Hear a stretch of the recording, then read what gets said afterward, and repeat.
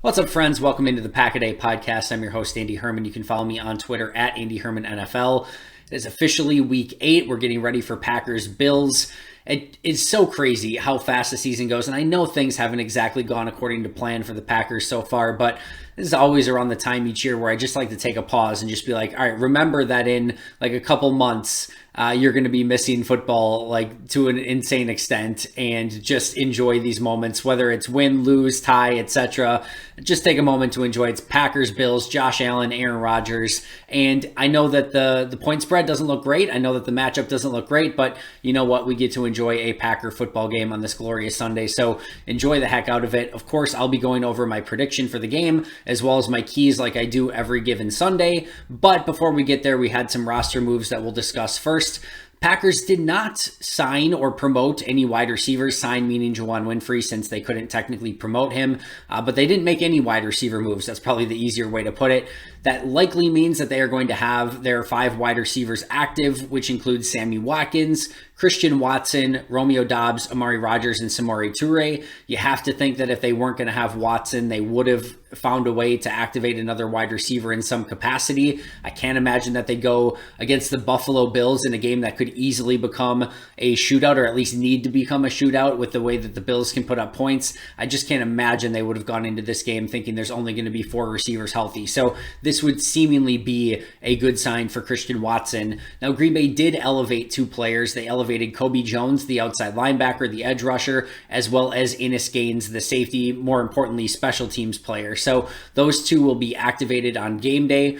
It is very clear that Green Bay is searching for their number 4 edge rusher. They demoted Jonathan Garvin. They promoted Kingsley Enagbare to the number 3 spot. That was confirmed this week. They did state that that spot has been given to Enagbare. So it is 1 Gary, 2 Smith, 3 Enagbare. And then that number 4, like I said, they demoted Garvin. They tried Ladarius Hamilton last week. That didn't go great. Now Kobe Jones gets his shot. So wouldn't be surprised if he ended up with about 15-ish snaps in this game as the number 4 edge rusher. So he will get his chance this week. And then, as mentioned, Innis Gaines will be the special, another special teams guy. He could be the 6th safety that's active. If you think of Savage and Amos, and then you've got Levitt and Ford, and then we'll see if Carpenter's active or if they go with Gaines instead of Carpenter. But if Carpenter and Gaines are both active, that would be 6 safeties active on game day. So interesting there. The other note is no corners, no Keandre Thomas promoted, which means that they will go into this game with only 4 cornerbacks. Shouldn't be an issue. They don't play a ton of dime as it is.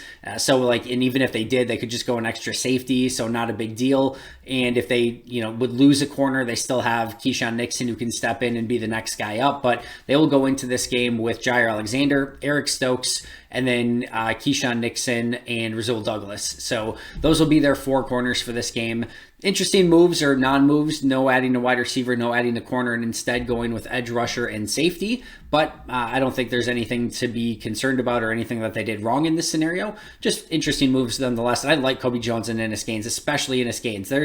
I always felt that there was something with Innis when you watched him in training camp where he's a big hitter, he cares about special teams, had a little bit of playmaking ability in the secondary as well. Wouldn't, again, expect anything out of him in this game besides a handful of special team snaps, but still excited to see him back on the roster and making an impact and being activated on this Sunday. So that does it for roster moves. Let's get into this game, Packers-Bills, Sunday Night Football.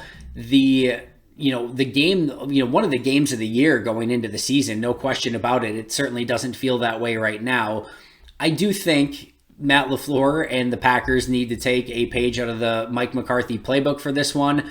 McCarthy would say, and I think he actually said it this year in a press conference for the Cowboys as well, but we're nobody's underdogs. And McCarthy legitimately felt that way. And, you could tell, I don't think there was ever a time where McCarthy went into a game and thought we're going to lose this. And they put up some crazy performances with backup quarterbacks in McCarthy's era. Now, I'm not saying Matt LaFleur is any different. I think Matt LaFleur unequivocally feels the same way. So I'm not saying Matt LaFleur doesn't have that mentality, but they clearly need to take a page out of that playbook and just go into this game as if they are favorites or, again, nobody's underdog.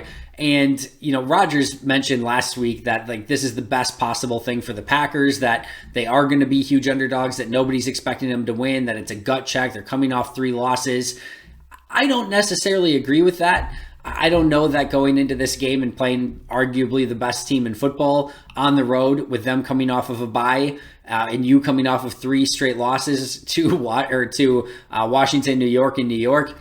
I don't think that that's the best case scenario, but I do think I understand what he's saying, right? Like I've said all along, like I hate games where like you're the 10-point favorite, because you go into it as a fan and you're thinking, all right, if they win big, it was sort of expected. If they win small, it feels like almost a defeat. And if you lose, it's chaos and everyone's panicking, right? So this way, you kind of go into this game, and I think everyone's sort of feeling like there's not a ton of expectations. There's hope. There's, I think a desire to see this Packers team play a much better brand of football. But I don't think anyone's truly going into this game being like, yeah, Green Bay's got this one. I'm not saying they can't win. Clearly not saying they can't win. But I don't think anyone's expecting them to win. And maybe that is what they need. Maybe they just need to go out and play a looser brand of football where they can go out, have fun, not have the weight of the world on their shoulders like they have to go out and win or win big, and just go out and play football. And maybe that does help. And maybe the fact that they are, underdogs and that nobody's giving them a chance, maybe that will be what this team needs to be like, what, we can still play, and you better watch out, because if we get on track, you're going to have to, pay, insanely close attention to us come playoff time. So this is a big game. I do want to see Green Bay play a much better brand of football. So the question remains, how can they do that? So as I do every week, here are my 10 keys to the game. Number 1, I just don't this probably wouldn't normally be like a number 1 thing for me, but I just don't think they can win if this doesn't come true. I think they have to have a fast start to this game. I don't think that if they all of a sudden, if it's the reverse, right? If Buffalo comes out and is up like 10-0 after, first few drives or something or worse, man, it's just going to be really tough to overcome. And I could easily see it getting out of hand quickly and Green Bay starting to, that negativity, that losing streak start to come out, and this team, maybe just realize, okay, this is not going to happen. It really feels like Green Bay is going to have to come out and punch the Bills in the mouth and hope that they can kind of hold on as the game goes along. I think what makes me believe that even more is you have a Bills team that is coming off of a bye week. And that is clearly a benefit and an advantage for the Bills. But you do see teams come off of bye weeks a little bit sluggish at times, and kind of it takes them a little while to sort of readjust to playing against an NFL team. The team that you're playing against just played last week, and you've had 2 weeks of rest. So I am curious to see how quickly do the Bills come out of the gate, and do they start fast? And if not, if they are a little sluggish or they have to kind of get back in their rhythm a little bit, can Green Bay take advantage of that? And I know Tampa Bay is not good, so I'm not saying that the Bucs are the Bills, but I think it was a similar formula for success where Green Bay had a great game plan for Tampa Bay's defense. They went down the field, scored a touchdown, went down the field, scored a touchdown, went down the field on their third drive, and were just about to score. And then the Aaron Jones fumble happened at the 1-yard line. And then even with that, they were able to hold on for the remainder of the game. Now, again, clearly, Buccaneers do not equal Bills in this scenario. The Bills are a much more explosive and just better football team. But I do think that if Green Bay can do something similar, where we have seen them be able to scheme some stuff up early in games that can take advantage of the opposing team's weaknesses. I do think Matt LaFleur's done a pretty good job of that, but I think they're going to have to do that same thing. Hope that Buffalo gets off to a slow start coming off the bye week. Have Green Bay get off to a fast start, which we have seen them do at times. They did it against Washington last week. They did it against Tampa Bay in the victory against Tampa Bay. If they can get off to that fast start, I think that gives them a puncher's chance, and maybe they're just hanging around and being annoying long enough where the Bills get a little bit annoyed, they get a little bit frustrated, they take the crowd out of the game a little bit, and Green Bay's got a puncher's chance at the end of the game. Like I said, maybe Green Bay can, stick around in if it ends up somehow being a defensive struggle, maybe that's a formula for success. But I still don't think, like, if the Bills start hot and it's just, getting 10-0, 14-0 early in the game, I just don't think they can overcome that. So insanely important that Green Bay starts off fast. Number 2, another Mike McCarthyism, fundamentals. This is a team that, for all of its warts, for all the things that sometimes it does well, I guess it's not very many things at this point, but for all the talking points that we've given about this team, It's the fundamentals that are most broken right now that need to get fixed. It's tackling and it's blocking. And if you can't tackle and you can't block, I don't care if you're facing the Bills or if you're facing the Lakers, who are 0-5, by the way, and don't play football. I don't care who it is. If you can't block and you can't tackle, you're going to have a very tough time winning football games. And this is not the game that you can break down fundamentally and hope to have any chance to win. I don't know how you fix that in a week when it's been really bad fundamentals for 7 games already, but I'm hoping they found a way. I'm hoping they're ultra focused. I'm hoping they realize that the blocking, the fundamentals, the leverage and pad level along the defensive line that has struggled at times for players not named Kenny Clark. I hope they realize that's what you have to get back to. And I think in some way that's what Aaron Rodgers was talking about when he was talking about simplifying things. It's getting back to the basics. If you can't walk, you can't run, you can't sprint.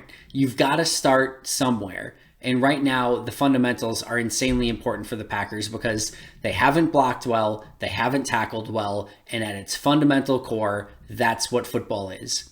So this is not a team, the Buffalo Bills, that you can get away with poor blocking, poor fundamentals, poor tackling. So that stuff has to get cleaned up. If it does, once again, you're giving yourself a puncher's chance. You're giving yourself an opportunity to go win the game. If we see the same thing where the Bills are getting in space, breaking tackles, making people miss, and they're getting a ton of pressure up front, penetration up front, and the Packers are struggling to run the ball, or they're having a lot of negative runs, and they're getting immediate pressure on Aaron Rodgers, it's just done. You can't win in today's modern game, and really at any point in football if you struggle with blocking and you struggle with tackling. So they got to do the fundamentals first.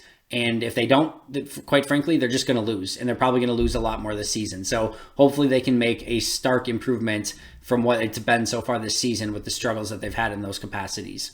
Number 3, low-hanging fruit, something we can discuss every single week, but it just becomes all that more important when you're facing the best team in football, and that's winning the turnover battle, or at minimum, not losing the turnover battle, which is something they've really struggled with this season.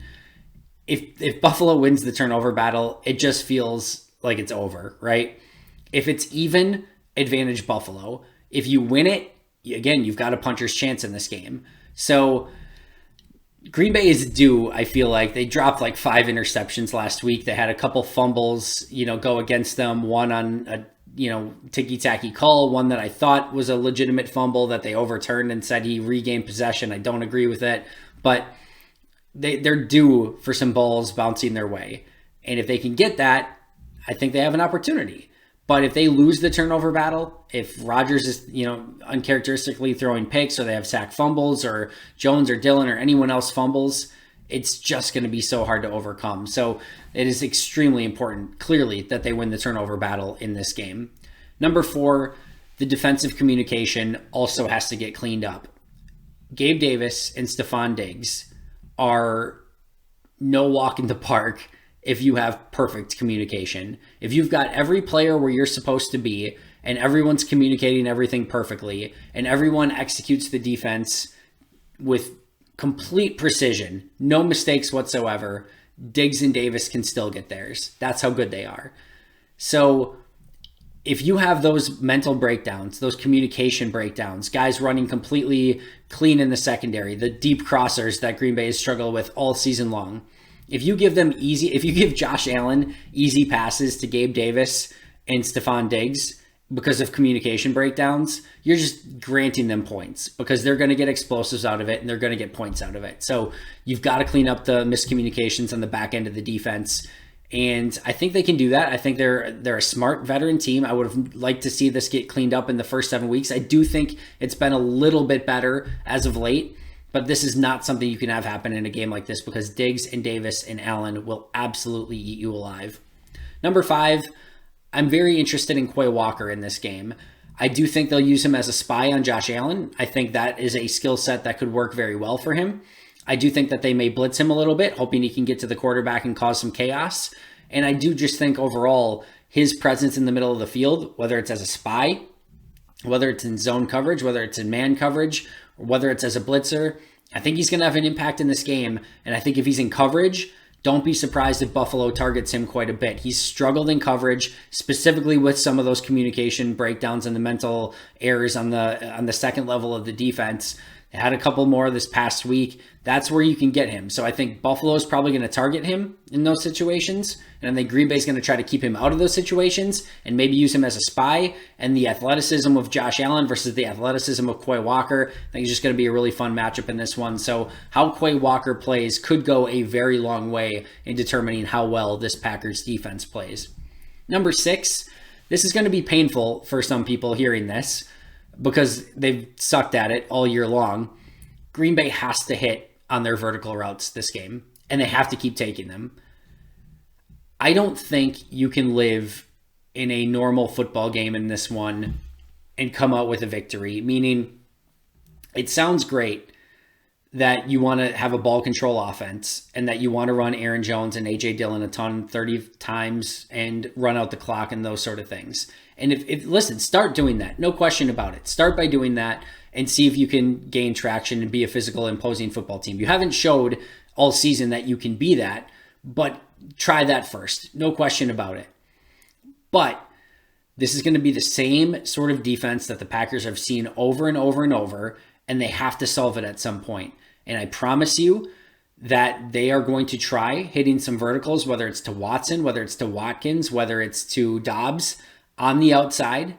And we've seen in almost every single game they've had the opportunity to hit one, whether it was Watson in the first game, Dobbs with the drop in the end zone, Aaron Jones on a 9 route that Rodgers threw a little bit too far outside. This past week, Amari Rodgers and Aaron Rodgers almost connected on a deep one. We've seen the opportunity there in almost every single game. There will be opportunities to hit on those vertical throws in this game. They will give Green Bay those opportunities because every team has this season, because they're not afraid of it.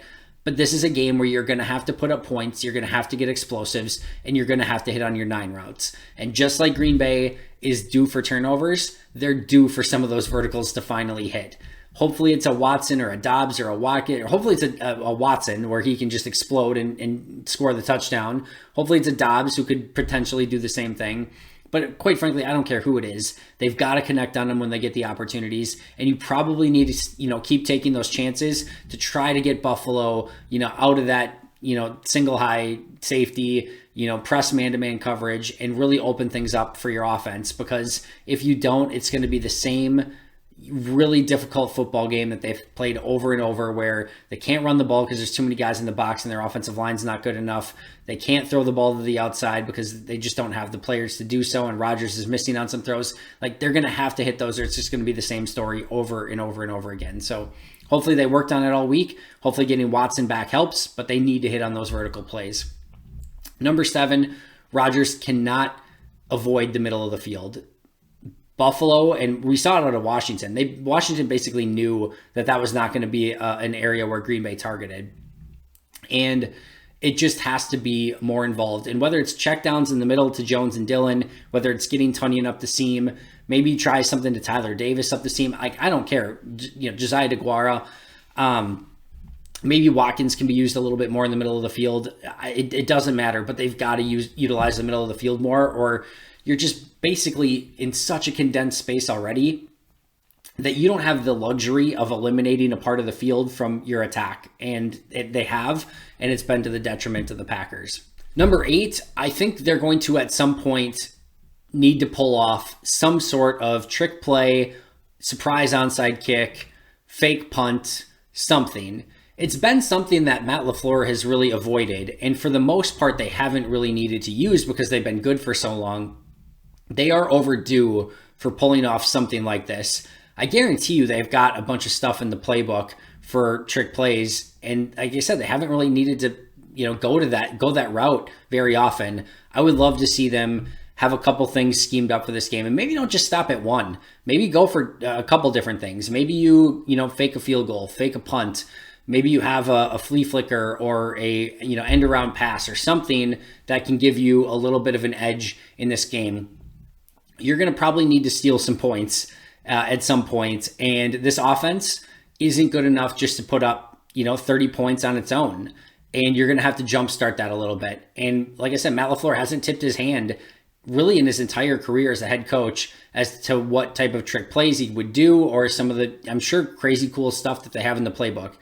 This is the game to pull some of that stuff out. They desperately need a win, and this team just needs some fun moments, right? Maybe if you can get a couple really fun trick plays to get this team going, maybe it's exactly what they need, but it just feels like they're going to have to be a little bit more creative and can't just go with the standard flow of the offense to get point production, which has been such an issue for them so far this season. Number 9, don't chase the boogeyman. And basically what I've said this entire time, specifically with like trick plays and things like that, is in a way chasing the boogeyman. But I remember for a really long time, there would be so many games where the Packers would play an inferior opponent when the Packers have been obviously very, very good, where they would play an inferior opponent, and the opposing team would come in feeling like they had to put up 40 points, and they would chase the game the entire time, even though they were winning in the game, or even though they were right there with the Packers. Like there was, like, I remember a Carolina Panther game specifically where the Panthers, and they weren't very good at the time, they completely outplayed a very good Packers team on the day, but they made some really poor decisions. They chased points at different times because they felt like they were going to have to get to a certain point level, or the Packers were just going to, beat the pants off of them. I think sometimes you get yourself in trouble by doing that. So while I do think Green Bay needs to be creative and maybe pull off a couple trick plays, I also don't think, like, you know what, if it's 4th and 3, 4th and 2 on the 18-yard line or something, maybe you have a great call to go for it, but like, take the points. I don't think that that's necessarily a bad thing, especially early in the game. And it may feel like you've got to, like, we got to get touchdowns here because we got to keep up with this Buffalo offense. And I understand that. And there may be a point in the game where you need to do that, but don't chase it before it happens. And I think that can be something that teams that are going against juggernaut teams like the Bills potentially can be. You feel you're just constantly pressured to be like, we got to get points on this drive. We got to get a touchdown. And what ends up happening more often than not is you press yourself into poor situations and you give the other team exactly what they need to win the game. I don't think you can make that mistake. So keep the game, in hand, and don't do anything too crazy until you have to, if you're down double digits or things like that, in which case go chase the game, try and get points. But if you try to do that too early, you could actually be playing right into the hands of the Buffalo Bills. And then last but not least, number 10, finally, please play some complementary football. Play as a team. Play as a 48-man roster that is, a team, a group of players working towards a common cause, not just everyone doing their own thing. There have been too many individual mistakes that make everything look bad. Do your 111th, but do it as a team. Play complementary football. Have the offense help out the special teams, which helps out the defense, which helps out the offense, which helps out, you get the picture. This has been a team that has not played complementary football. In fact, they've done almost the exact opposite and played extremely uncomplimentary football through 7 weeks. That won't fly. The Bills will crush you if you go into this game and are playing individual ball and not doing everything you can to help the team and don't play a complementary brand of football. So it's going to be paramount that the special team sets up the offense and defense for success. The defense gets some turnovers so that they can set up the offense with some short fields, that the offense isn't turning the ball over, giving the defense, a really tough position, or giving the opposing team points on offense. Like, they just have to help each other out. And if you start seeing that, like, things can come together a lot quicker than I think people are realizing. And all of a sudden, and I've said this before, and I don't just expect it to happen. I've gone through ad nauseum all the issues that are plaguing this team.